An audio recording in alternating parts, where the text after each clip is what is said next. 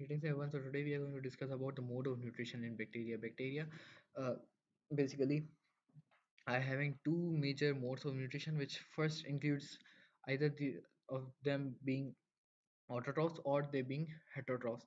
Autotrophs simply means that they can prepare their own food. They can prepare their own food by utilizing organic, utilizing inorganic material. They can synthesize their own food. Well, when it comes to heterotroph, they are dependent on other sources for the obtainal of organic compounds, and these are dependent on other organic compound sources, which are known as heterotrophs. Now, when it comes to the autotrophs are further, autotrophs are further categorized into autotrophs are further categorized into photoautotrophs, photoautotrophs, and chemoautotrophs. Photoautotrophs and chemoautotrophs. Photoautotrophs, photoautotrophs, and chemoautotrophs. Right? So photoautotrophs and chemoautotrophs. When it comes to photoautotrophs, these are those bacteria which are having the characteristic of formation. These are having bacteria which have the characteristic of formation of organic compounds by the process of photosynthesis occurring there by the utilization of energy or sunlight. By the utilization of energy or sunlight, they produce their organic compound by inorganic substances, and that type of process occurring would be considered as photosynthesis. But this time, the photosynthesis occurring within these bacteria would be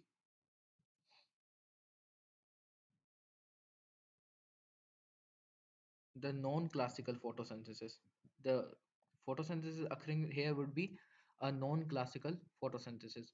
What is meant by a non-classical photosynthesis? Non-classical photosynthesis means photosynthesis in which there is no evolution of oxygen. So since there will be no evolution of oxygen, there would be no classic photosynthesis occurring. So we cannot say that in this category we are having uh, cyanobacterium, because cyanobacterium are perform classical photosynthesis. So except cyanobacterium, all of the photoautotrophic bacteria are involved here in photoautotrophs, such that there are two types of photoautotrophs, which includes oxygenic bacteria and non-oxygenic bacteria, right? For oxygenic and non-oxygenic bacteria. Now, when it comes to oxygenic bacteria are those which perform classical photosynthesis, which include cyanobacterium as an example. But when it comes to non-oxygenic bacteria, this involves example of non-oxygenic bacteria involves the example of the non-oxygenic bacteria such as green bacteria, green sulfur bacteria, purple sulfur bacteria, and purple non-sulfur bacteria are examples of non-oxygenic bacteria, right? So in photoautotrophs, there is classical photosynthesis as well as non-classical photosynthesis, after which oxygenic bacteria have uh, classical photosynthesis, while non-oxygenic bacteria have non-classical photosynthesis. And when it comes to the non-oxygenic bacteria, these basically utilize, instead of water, they utilize hydrogen sulfide as a proton donor. Instead of H2O, they utilize hydrogen sulfide as a proton donor. As a result, when we are going to write its chemical equation, it will be written in such a manner that here we are having the carbon dioxide plus hydrogen sulfide, and it will cause to give us H2O, I mean CH2O N, which means hydrated carbon or hydrated carbon, carbohydrate, plus it will give us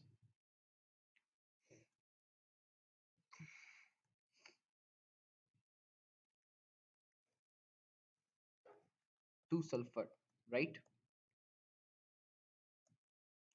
Two sulfur would be given. Or for now, we are not just balancing it, so just keep it till here. So when a hydrogen sulfide will react with carbon dioxide, it will cause to give us glucose plus sulfur. And in this case, we'll be having elemental sulfur because sulfur in its stable form is found in an elemental form rather than a molecular form. So 2 sulfur would be given. After that,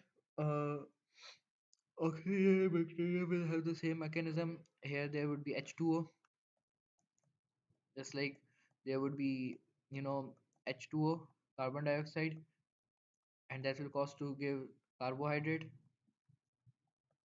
carbohydrate plus oxygen, carbohydrate plus oxygen, right? H2O plus carbon dioxide, which causes to produce glucose plus oxygen, right? And after that, within this process, there will be evolution of oxygen, and there are some exceptional cases in which the non-oxygenic bacteria also utilize H2O. But sometimes when they utilize H2O, they even though utilize water, but they do not evolve oxygen out of it. So in this case, again, there would be non-classical photosynthesis, but H2O would, the oxygen here utilized would not be, allowed to, the oxygen here, oxygen obtained from the H2O will be utilized in another cell function. After which, when it comes to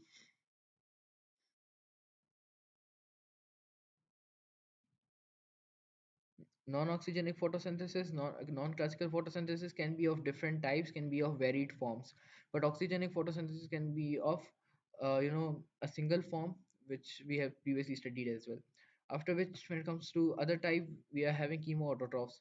When it comes to chemoautotrophs, particularly, chemoautotrophs are involved.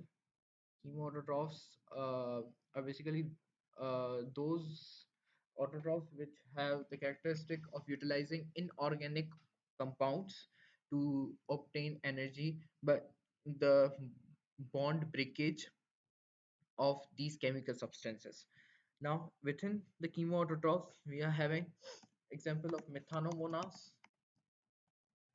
methyl, methane bacteria, methanomonas. After which we have sulfomonas, sulfur bacteria, sulfur bacteria. After which we have pheromonas, iron bacteria.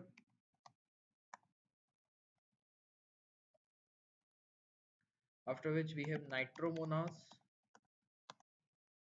nitrogen bacteria. After which we have another uh, type of class, I mean another type of category, which we call as hydromonas, hydrogen bacteria, hydrogen bacteria. After which we are having another bacteria which is carbon bacteria, carbon bacteria. Now when it comes to the methanomonas, these are basically involved in the formation, these are basically involved in the utilization of methane, which means they utilize methane and cause the oxidation of methane. And we know that whenever there is oxidation of a hydrocarbon, we call it as combustion. So whenever we are going to utilize methane, so these methane bacteria utilize methane in order to oxidize it and combust it, due to which it causes to produce carbon dioxide plus H2O plus energy. So this energy, which is obtained by the bond breakage of methane, by the oxidation of methane, is utilized then for the process of several synthetic activities and metabolic functions present within the methanomonas. After which we are having sulfomonas. Sulfomonas involves those bacteria which convert elemental sulfur, which cause the oxidation of elemental sulfur or hydrogen sulfide, and release energy from it to be utilized for their synthetic processes. Now, in this case, the hydrogen sulfide utilized, let's suppose we are taking example of hydrogen sulfide. Hydrogen sulfide here utilized will be then, hydrogen sulfide will be here utilized and that would be oxidized, causing to produce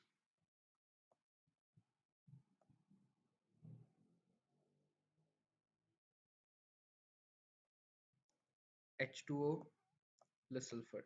Now the byproduct obtained in this case would be sulfur. So sulfur will be either sulfur will either cause to form hydro either the sulfur will be converted into hydrogen sulfide, or it would be converted into H2SO4 sulfuric acid.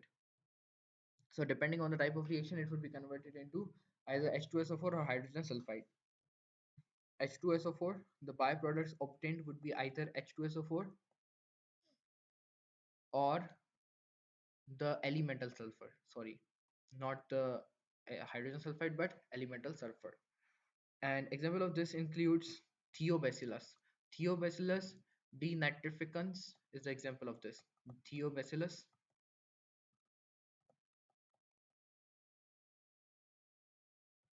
denitrificans. Thiobacillus denitrificans. uh, Thiobacillus denitrificans is an example of this.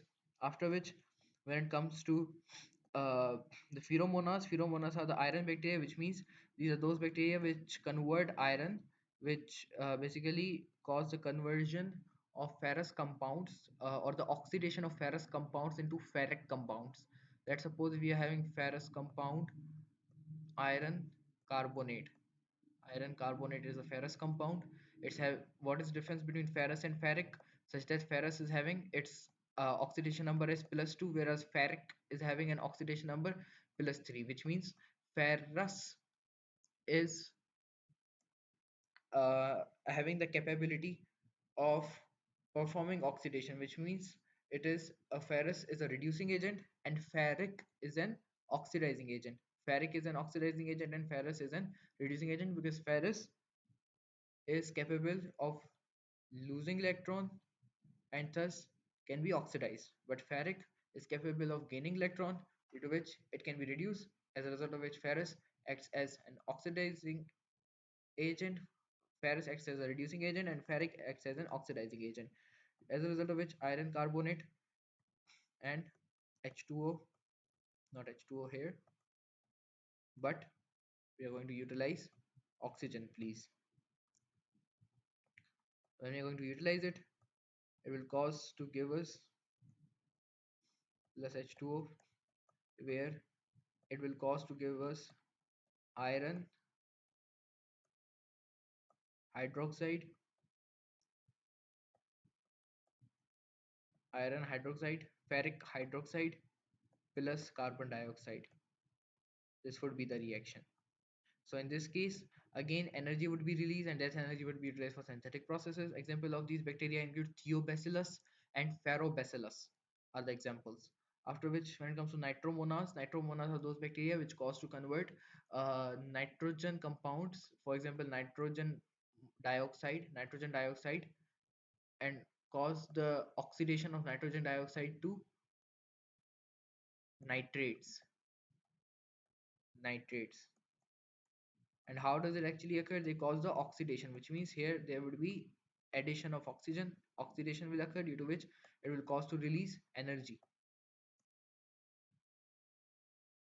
What does this mean? This means that it is an exergonic process, not an endergonic process. It is an exergonic process because energy is being released, due to which exergonic process will occur, due to which it would be utilized in the synthetic process. Again, uh, example of this type of bacteria, nitromonas, was nitrobacter, as well as there is nitrosomonas. After which, when it comes to hydromonas, again there would be oxidation occurring. This time in hydromonas, we'll be utilizing water.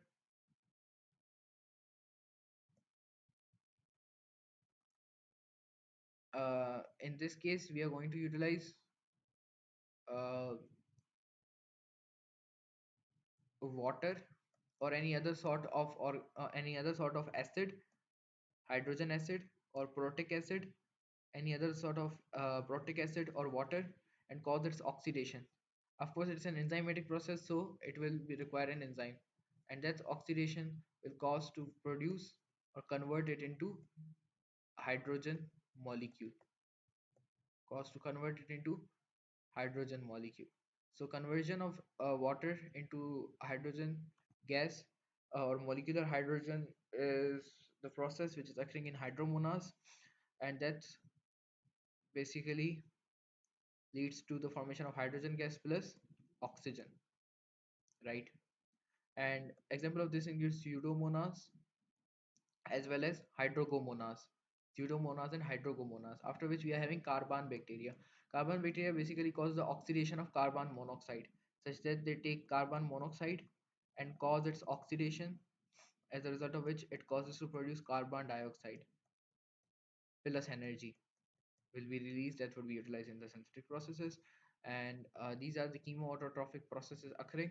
Now when it comes to some other characteristics, I would like to highlight over here is about the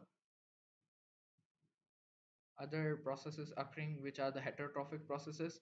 So the heterotrophic processes which are occurring over here uh, basically involves number one, the parasitic processes, such that heterotrophic processes involves examples of number one as the parasitic processes. After which we are having another process which is known as the mutualistic nutrition mode, such that the bacteria act as mutualists. Symbiotic association occurs between bacteria and other organisms in order to gain nutrition. After which uh, we have mutualistic bacteria, parasitic bacteria, as well as we have saprotrophic bacteria. Saprotrophic. When it comes to parasitic bacteria are those parasitic bacteria are those which have the characteristic to live on or live in or live on another organism, and these are organisms which cause damage to the which get themselves benefited from the other organism but cause the damage to the other organism, as a result of which these organisms are also considered to be pathogenic. Reason behind it is that they cause damage to the other organism on which they are living. One thing to highlight over here is that pathogen and parasite is a different terminology, such that pathogen refers to any organism which causes damage to a particular organism. Parasite basically is a terminology which is referred to any organism which lives in or on another organism. After that, when it comes to mutualistic association, first there are certain examples as well of parasitic association, parasitic mode of bacteria. Example of this includes Mycobacterium tuberculosis, Vibrio cholerae, which causes cholera, Mycobacterium tuberculosis, which causes tuberculosis, pulmonary tuberculosis, as well as there are certain other types of bacteria such as Salmonella typhi, which cause typhoid. After which we have Helicobacter pylori as well. Mutualistic association basically involves example. Mutualistic association involves the example of those bacteria which form mutual association with other organism. Example of this includes nitrifying bacteria. Those nitrifying bacteria have a characteristic of forming mutual association with other organisms. Some good examples of this include Rhizobium radicola and Rhizobium leguminosarum, which form mutual association in the nodules of certain leguminous plants, where they live inside the nodules and thus get shelter as well as nutrition from the nodules, while on the other hand side they themselves help the plant to you know get an increased and more productive nutrition absorption from the soil, due to which more productive mineral absorption is possible with the help of these nodules. These nodules are basically structures, just like if we talk about the root. On the root there are some round structures in which these bacteria are present, Rhizobium radicola. These are quite microscopic, so we cannot, we can visibly just see them, but unfortunately, these are not as visible.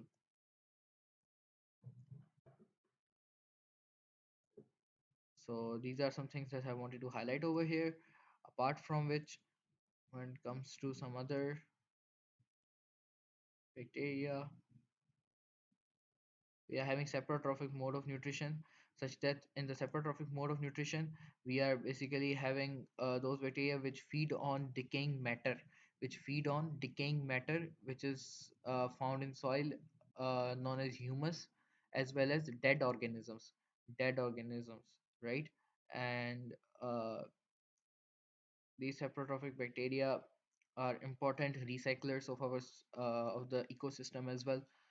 And further we are going to discuss that about in the next class. Hopefully we'll meet again another video.